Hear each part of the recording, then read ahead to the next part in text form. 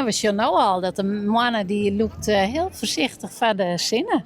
Die scoten voor, dus dat is wel prachtig om te zien. En wij gaan een sterrenkundige cursus die in de winter. En toen kon ik al wat leren over mannen en sterren. En dan willen we het ook even zien. Bij de sterrenwacht in Burgum stie een veld vol meesenkleer om te gerren naar de zinnenverzustering te zien. Met zo'n 400 bezoekers wie het evenement dan ook heel uitverkocht. We hadden online besteld en we konden de briltjes er mooi voor direct bij bestellen. Dus we hadden er geen druk ervan hoor.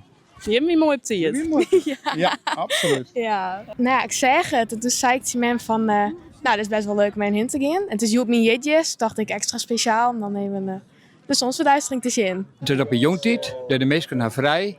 Iedereen wordt het zien. Het is een prachtig mooi waarde daarvoor. Het kan gewoon net beter. En de bezoekers winnen goed daaruit, van picknickkleden en listwon en campingstoeltjes. Elke een heeft zijn eigen plakje voen om niet van het spektakel te missen. Dat heb mijn vrouw vooral even doen uit, want dit zijn een beetje festivalstoeltjes. Die binnen de laatste keer op Koningsdag ben die broekt, dus die komen snel naar weer even nu te kost. Ja. En dat is heel handig om even mee te nemen. Oh, we hebben van alles mee. Dan gaan we in de auto nog even. Maar zelfs een sleepzak en we gaan een matrasje mee. We zijn er helemaal klaar voor.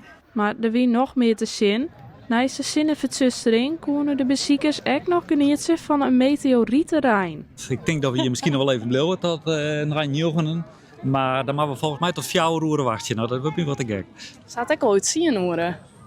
Nou, dan blijven we nog eventjes. We zijn er klaar voor. Ja, dat houden we nog wel uit. Ja. Dat houden we nog wel uit. Ja, en joh, heb ik een camera mee? Het is wel een hele tour om die instellingen goed te krijgen. Want ja, normaal maak je foto's van de scène af en ook je de scène in. En dat maak je eigenlijk vaker repeteren om nooit direct goede foto's te maken. Dus maar eens zien wat het resultaat wordt.